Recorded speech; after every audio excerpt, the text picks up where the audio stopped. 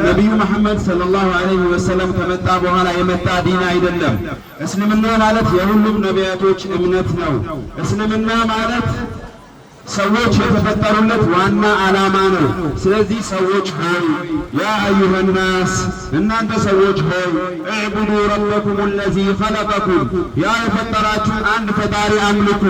ከሱ ውጪ ማምለክ ሰዎች መንግሥተ ሰማያትን እንዳይወርሱ ያደርጋቸዋል። ሰዎች ለብዙ ነገር ይጨነቃሉ።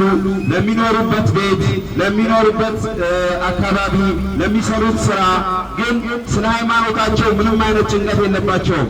ሰዎች ሆይ ከእስልምና ውጪ ያሉ እምነቶች ሁላ በአላህ ዘንድ ተቀባይነት የላቸው። በአላህ ዘንድ ብቸኛ ተቀባይነት ያለው እምነት አንድና አንድ ብቻ ነው፣ እሱም እስልምና ነው። ወመን የብተጊ ገይረ ልእስላሚ ዲና ፈለም ዩቅበለ ሚንሁ ወሁወ ፊል አኺረቲ ሚነል ኻሲሪን ይላል። ከእስልምና ውጪ ሌላ እምነት ይዤ በፈጣሪነት ዘንድ ተቀባይነት አገኛለሁ ብሎ የሚያስብ ሰው በእርግጥ እሱ ከሳራ ውስጥ ነው ያለው ይላል። ሰዎች ሆይ ከዚህ ከሳራ የሚያድናችሁ አንድ መንገድ ብቻ ነው፣ እሱም እስልምና ነው። እስልምናን ተቀበሉ። ስለ እስልምና ያላችሁን አመለካከት ቀይሩ።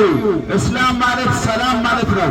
ለሰዎች የውስጥ ሰላም የሚጨነቅ፣ ለሰዎች የውጭ ሰላም የሚጨነቅ እምነት ነው። ስለዚህ ሰዎች ሆይ እኛ እዚህ ጋር የተገኘነው ለዚህ ትልቅ ጥሪ ነው። ይህንን ጥሪ በንቀትና ባልሰማ ማለት በኋላ ለትልቅ ከሳራ ይዳርጋል። በኋላ የሚከሰው ኪሳራ ምንም የማይሻር ኪሳራ ነው። ስለዚህ ሰዎች ሆይ እስልምናን ተቀበሉ።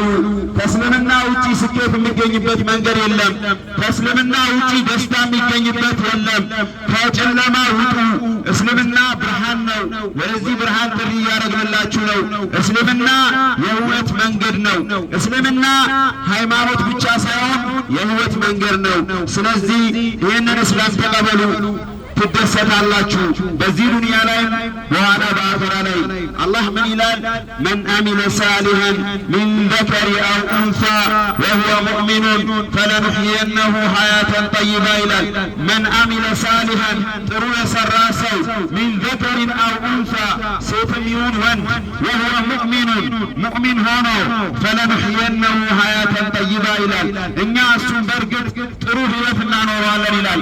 ከጨለማ መውጣት አለብን። እስከ መቼ ነው በውርስ የምንኖረው? እስከ መቼ ነው ዝም ብለን ስለ ሃይማኖት ሳናቅ የምንሞተው? ስለ እስልምና ማወቅ አለብን። እስልምና የሰላም ዲን ነው። እስልምና ከሰላምታው ስንጀምር አሰላሙ አለይኩም ወራህመቱላህ ማለት ነው። እናንተ ላይ ሰላም ይሁን ማለት ነው። እስልምና ሙሉ ህይወቱን በሰላም ኖሮ የውስጥ ሰላም አግኝቶ በሰላም እንዲሞት የሚያደርግ እምነት ነው። የሁሉም ነቢያቶች ጥሪ ወደ እስላም ነበር። ወማ አርሰልና ሚን ረሱሊን ኢላ እኛ መልእክተኞችን ወለቀድ በአስና ፊ ኩሊ ኡመትን ረሱላን አን ዕቡዱላህ ወጅተኒቡ ጣጉት ይላል። እኛ በእርግጥ በሁሉም ህዝቦች ላይ መልእክተኞችን ልከናል። ዓላማው ደግሞ አን ዕቡዱላህ አላህን በብቸኝነት እንዲያመልኩ፣ ወጅተኒቡ ጣጉት ከአላህ ውጭ የሚመለኩ አማልክቶችን እንዲተዉ፣ ወላ ድንጋይ የሚያምልክ፣ ዛፍ የሚያምልክ፣ ጅን የሚያምልክ፣ መላኢካ የሚያምልክ፣ ማንንም ማምለክ የዘላለም ከሳራ ውስጥ ያስገባል። ስለዚህ ሰዎች ሆይ ይህን ጥሪ ተቀበሉ። በውሸተኞች ጥሪ አትሸወዱ። ገንዘብ አይሸውዳችሁ። እኔ ገንዘብ ምንም አያረግም። ሰው ሲሞት ገንዘብ አይጠቅመው። የሚጠቅመው እምነቱ ነው። እምነታችሁን አስተካክሉ። ወደ እስልምና ጥሩ ግቡ። እስልምና ለመግባት ዘር አያስፈልገውም፣ ቀለም አያስፈልገውም። እስልምና ውስጥ ለመግባት ላኢላሃ ኢላላህ መሐመድ ረሱሉላህ የሚለው ቃል ብቻ ነው። ስለዚህ እኛ እዚህ ጋር ተገኝተን ሁሉም ነገር መናገር አንችልም፣ ግን ወደ እስልምና ጥሪ እናደርግላችኋለን። እስልምና ብቸኛው የመልእክተኞች እምነት ነው። መጽሐፋችሁን ገልጣችሁ አንብቡ።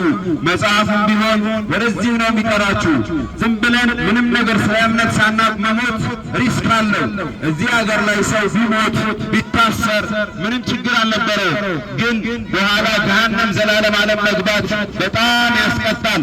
ስለዚህ ሰዎች ሆይ አጋንንትም ሆኑ ሰዎች ይህን ጥሪ የሰማ ሰው ሁላ ወደ እስልምና ግቡ። ከእስልምና ውጪ መተኛ መንገድ የለም። ከእስልምና ውጪ መዳኛ መንገድ የለም።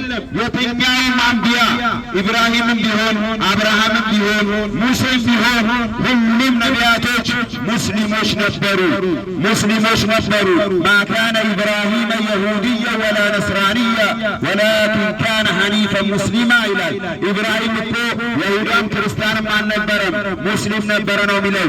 ስለዚህ ይህን ጥሪ የሰማ ሁላ አዋጅ ብለናል። አዋጁም አንድ ነው። እስልምናን ተቀበሉ። መዳን የፈለገ ሰው በእስልምና ብቻ ነው መዳን ያለው። ከእስልምና ውጪ ዘንድ መንግሥተ ሰማያት መግባት ዘበት ነው፣ ውሸት ነው። ሰዎች ሆይ ኢሳ አያድንም። ኢሳ መልእክተኛ ነው እንጂ እሱ ፈጣሪ አልነበረም። ይህንን ነው ለማስተማመር ነው እዚህ ጋር የተገኘ ነው።